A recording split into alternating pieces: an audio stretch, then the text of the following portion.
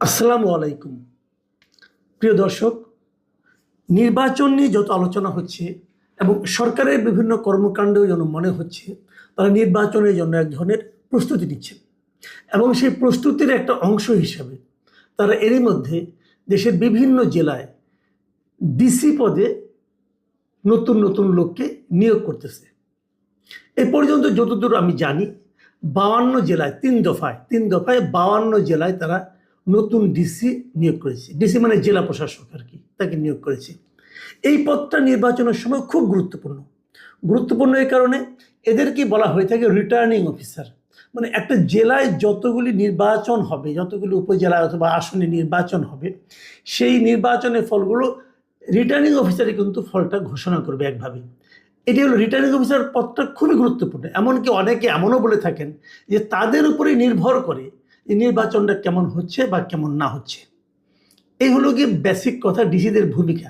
এটা সবাই জানে। উপজেলা ইউএনও অথবা এরা এরা এরা নির্বাচনের ফলটা কিন্তু রিটার্নিং অফিসারের কাছে প্রথম পাঠাবে, ওইখান থেকেই হবে।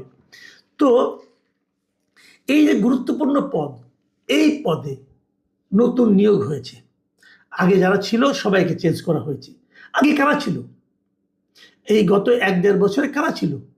আওয়ামী লীগ আমলে যারা ছিল তারা কি কেউ ছিল? না, তারা কেউ ছিল না। আওয়ামী লীগ আমলের ডিসি সবগুলি পরিবর্তন করা হয়েছিল। গত 1 বছর নতুন ডিসি ছিল এবং তাদেরকে আরেক দফা চেঞ্জ করা হলো, একদম ফ্রেশ নতুন লোক নিয়োগ করা হলো, যে নাকি ওই জেলার সম্পর্কে যার কোনো ধারণাও নাই এমন লোককে দেওয়া হলো। কি উদ্দেশ্যে, কি পলিসি? নিশ্চয়ই একটা পলিসি এখানে আছে, নিশ্চয়ই একটা লক্ষ্য আছে, নীতি আছে। কি আছে এটা নিয়ে আমরা একটু আলোচনা করব। কিন্তু আপনারা এইগুলো নিয়ে এর মধ্যে কিছু বিতর্ক কিন্তু শুরু হয়েছে। তার আগে আমাকে দেখে নিই 3 দফায় যে নিয়োগটা করা হলো। প্রথম নিয়োগ করা হলো 8 তারিখে, এই মাসের 8ই নভেম্বর শনিবার। সেদিন 15টা জেলায় নতুন নিয়োগ করা হয়, নতুন ডিসি নিয়োগ করা হয়। 9 নভেম্বর 14 জেলায় নতুন ডিসি দেওয়া হয় এবং 9 নভেম্বরে নিয়োগটা ছিল বড় অদ্ভুত এই কারণে এটা আমরা দেখেছি যে এটা দেওয়া হয় গভীর রাতে প্রজ্ঞাপন জারি করা হয়। গভীর রাতে কেন প্রজ্ঞাপন জারি করা হয়, এক রহস্য। কেন আগের দিন কি দিনের বেলা অফিস খোলা ছিল না? অথবা রাতটা শেষ হলে সকালে কি অফিস খোলা থাকবে না? এটা কেন? এটা কিন্তু ক্লিয়ার না। কারণ 9 নভেম্বর কিন্তু এমন তো না যে পরের দিন শুক্রবার ছিল। 9 নভেম্বর ছিল রবিবার। তো রবিবারের পরের দিন সোমবার আসতো। সমস্যাটা কি আছে? কেন গভীর রাতে করতে হলো এটা কেউ জানে না। নিশ্চয়ই আমাদের কোনো কারণ আছে, লেনদেনের ঘটনা আছে কিনা বলতে পারবো না। তবে এই 9 নভেম্বরে যে ডিসিগুলো নিয়োগ করা হয়, এদেরকে নিয়ে এরই মধ্যে সামাজিক যোগাযোগ মাধ্যমে এরা হলো রাতের ডিসি নামে তারা পরিচিত হয়ে গেছে। সে রাতে বেলা নিয়োগ করা হয়েছিল। অদ্ভুত একটা নিয়ম, যা হোক সেটা হয়েছে।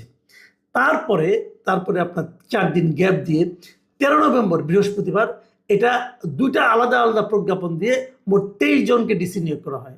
এই প্রথমে 15, তারপরে 14, তারপরে 23, এই সব মিলে 52 জেলায় নতুন ডিসি নিয়োগ করা হয়ে গেছে। তার আর বেশি একটা বাকি নেই, আর 8-9টা জেলা বাকি আছে।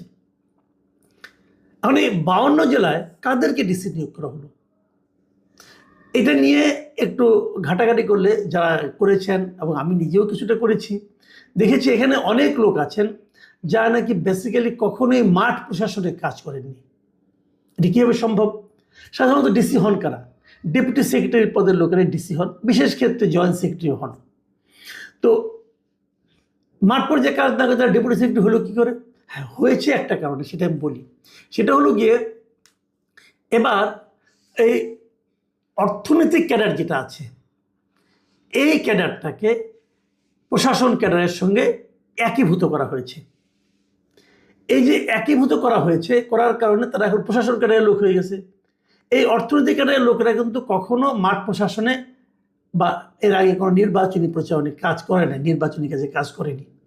এদের ম্যাক্সিমাম 2-1 ব্যতিক্রম থাকতেও পারে। তো এরা যেহেতু একীভূত হওয়ার পরে সবাই প্রশাসন ক্যাডারে হয়ে গেছে, এদেরকেই বেশি বেশি নিয়োগ করা হয়েছে। কেন? এর একটা কারণ আছে, কিন্তু এর পেছনে কারণটা হলো সরকার এবার একটা নিয়ম করেছিল যে 2024, 2018 এবং 2014 এই 3টা নির্বাচন, যে 3টা নির্বাচনে খুবই ফল্টি নির্বাচন ছিল বলে আমরা সবাই জানি। 2014তে তো অর্ধেক আসলে নির্বাচনই হয় নাই, 2018তে রাতের ভোট হয়ে গেছিল এবং 2024-এ আমি আর ডামি নির্বাচন হয়েছে। এই 3 নির্বাচনে যারা ডিসি হিসেবে কাজ করেছে এবং মাঠ পর্যায়ে কাজ করেছে এবং নির্বাচনী কাজে যারা জড়িত ছিল, একটা সহজ নিয়ম করা হয়েছিল যে এদের কাউকে এবার নির্বাচনী কাজে জড়িত রাখা হবে না। শুনতে ভালো শোনা যায়, তাই তো এরা তো খারাপ নির্বাচন পরিচালনা করেছে, তো এদেরকে আগে রাখবো না, এদের সবাইকে বাদ দেওয়া হয়েছে। এখন বাদ দিলে পরে লোক তো কমে যাচ্ছে, তখন ওই প্রশাসন ক্যাডারের সঙ্গে একীভূত হওয়া যে অর্থনৈতিক ক্যাডার, সেখান থেকে লোকজনকে নেওয়া হয়েছে। প্রবলেমটা হয়েছে কি, এদের তো মাঠ পর্যায়ে কাজ করার অভিজ্ঞতা নাই। এদের মধ্যে অনেকে নতুন ডিসি হয়েছেন, তাদের এর আগে কোনো এই ধরনের এক্সপিরিয়েন্স নাই। তাহলে তারা এখানে এসে কি করবেন? তারা কি ভালো করতে পারবেন? নির্বাচনী কাজ একটু জটিল কাজ, লোকজনকে চিনতে হয়, একটা এলাকার কে কেমন লোক জানতে হয়, কে মাস্তান কে ঘিরিঙ্গি এগুলি বুঝতে হয়। সেটা বোঝার জন্য কিন্তু একটা ধারণা থাকা লাগে, মাঠ পর্যায়ে কাজ করতে হয়।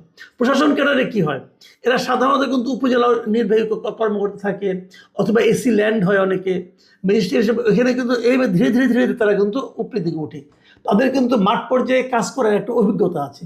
এখন মাঠ পর্যায়ে কাজ করার যার অভিজ্ঞতা নাই, তেমন লোককে যদি আপনি ডিসি বানিয়ে দেন, উনি যে কি করবেন?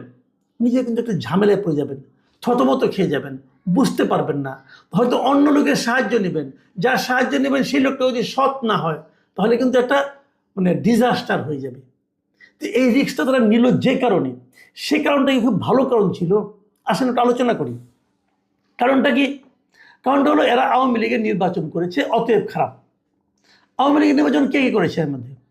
আমি মনে করি যেটা, যে 2014 এবং 2024 যারা কাজ করেছে, 14 যারা কাজ করেছে 10 বছর হয়ে গেছে, এদের আর ডিসি হওয়ার মতো সম্ভব হয়তো নাই, কাজে ওটা বাদ রাখি। আমি 18 এবং 24টি আলোচনা করি। 18 যারা নির্বাচন করেছেন, এরা অবশ্যই সরকারের অর্ডার মেনে খুবই খারাপভাবে আওয়ামী লীগকে জিতিয়ে দিয়েছেন, কোনো সন্দেহ নাই। এই লোকগুলি আমি মনে করি কালপ্রিট টাইপের, সেটা নিয়েও প্রশ্ন আছে, এই আলোচনা আরেকটু পরে আসি। আর 2024 যে নির্বাচনটা হয়েছে, এটা তো খুব স্মুথ নির্বাচন হয়েছে, কারণ এখানে তো কোনো বিরোধী দলই ছিল না। এখানে তো আওয়ামী লীগের মধ্যে নির্বাচন হয়, যেটাকে আমরা আমি আর ডামির নির্বাচন বলি। তো আমি আর ডামির নির্বাচনে ডিসি দিয়ে তো তেমন কিছু করণীয় নাই, দুই পক্ষই তো আওয়ামী লীগ, কাজে এখানে আওয়ামী লীগের পক্ষে তাদের পক্ষপাতে দেখানোর তো কোনো সুযোগই নাই। যেদিকে উনি পক্ষ নেন না কেন, সেটাই তো আওয়ামী লীগ। কাজে এদেরকে কিন্তু আপনি সেভাবে ওই দোষী অথবা খারাপ অথবা পক্ষপাত অভ্যস্ত বলতে পারবেন না। বিপরীত দিকে 2018 যেটা হয়েছিল, এটাকে আমি মনে করি তারা পক্ষপাত দুষ্ট ছিল। কিন্তু তারপরে যে কথাটা আছে, পক্ষপাত দুষ্টতা কেন? সরকার বলেছিল বলে, সরকার যেভাবে চাবে তার বাইরে কি ডিসিদের পক্ষে যাওয়া সম্ভব? আমি তো মনে করি সরকারের যে যারা নাকি সরকারের আদেশ, সরকারের নীতি বাস্তবায়নের জন্য সরকারি কর্মকর্তাদের আপনি যদি ধরেন, তাহলে ডিসি, বিভাগীয় কমিশনার অথবা জেলা প্রশাসক অথবা এমনকি ইউএনও, এরা সবাই তো সরকারের পলিসিটাকে হোল্ড করে। এদের কি পক্ষে কি সম্ভব সরকারের পলিসির বাইরে যেয়ে কিছু করার? সম্ভব না।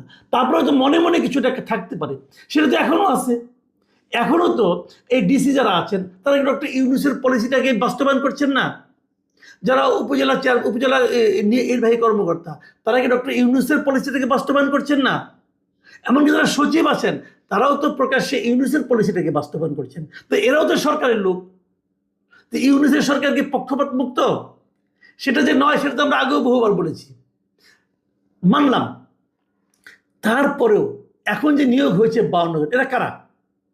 খোঁজ দিয়ে দেখেন, এরই মধ্যে কিন্তু আওয়াজ হয়ে গেছে যে এরা মূলত হলো যে বিএনপি এবং জামাত ইসলাম, এদের মধ্যে একটা টাগ অফ ওয়ার ছিল যে কার কতজন লোককে এখানে নিয়োগ দেওয়া যায়। অনেক জেলায় জামাতের, অনেক জেলায় বিএনপির, এরকম কিন্তু আছে। যেমন আমার নিজের জেলা এই আপনার ময়মনসিংহ, আমি তো জেনেছি এর আগে যে ডিসি ওখানে ছিলেন, উনি জামাতের লোক ছিলেন। এটা কোনো অন্যায় কিছু না, হতেই পারে, উনি তো ভোট দেন কোনো না কোনো জায়গায় না।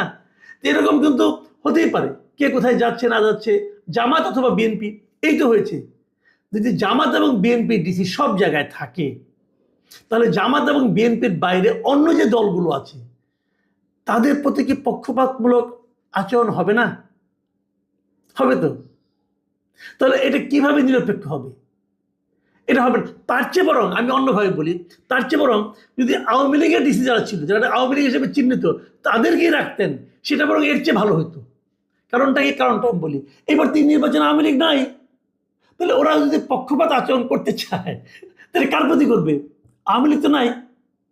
এখন তৃতীয় একটা দল, যেমন বিশ্বকাপে খেলা হয় না, যেদিন মনে করেন আপনার ব্রাজিল এবং আর্জেন্টিনায় খেলা হয়, সেদিন রেফারি কি ব্রাজিল অথবা আর্জেন্টিনা থাকে?